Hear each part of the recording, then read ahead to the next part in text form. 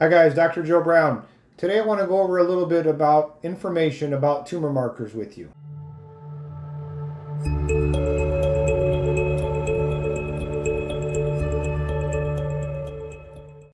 So, you've probably never even heard of tumor markers unless you've been diagnosed with cancer.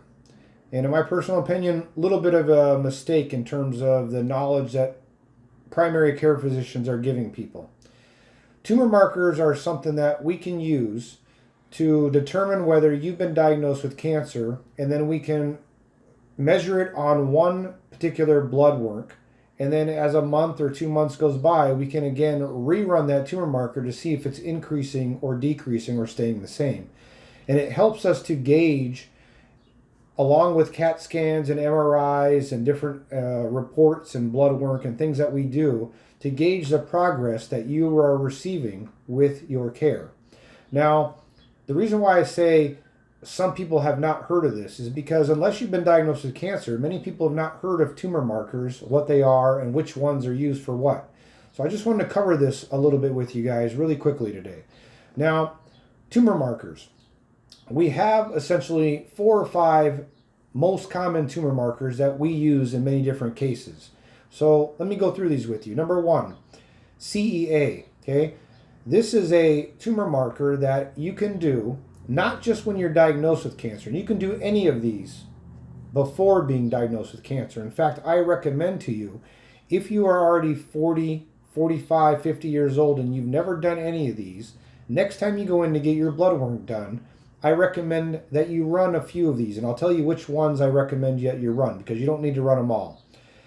CEA is a colon cancer marker. So if you are concerned that you have colon cancer or gas in the stomach, something in your stomach or abdomen doesn't feel correctly, and or, like I just said, you're in your later 40s or early 50s, I recommend that you get a CEA marker done.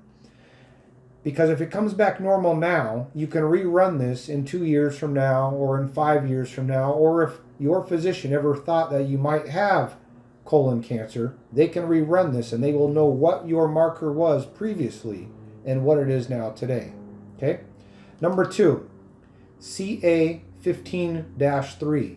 This is a breast cancer marker. So obviously, men and women get breast cancer. It's not just women, but women get breast cancer much more likely and much more frequently than men do. CA15-3 is a breast cancer marker that we can determine if you have breast cancer. We can use this to determine how your progress of breast cancer is going. Okay. Next marker, CA19-9. This is a pancreatic cancer marker and very, very useful.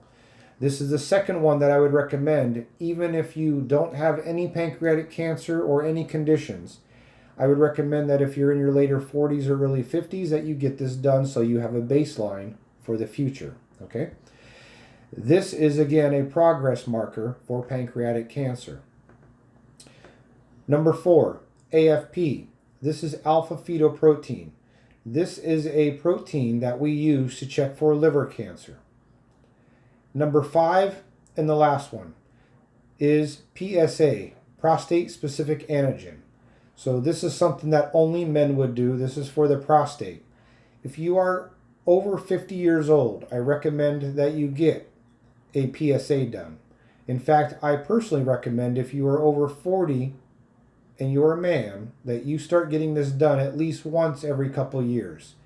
A PSA, you can measure not just the free, but the percent PSA, and this will help to determine what your number is in relation to the reference range. And if you ever have urination problems or inconsistency urinating or pain in the urethra or pain in the lower spine area, you can rerun a PSA to determine if you have any chance of prostate cancer.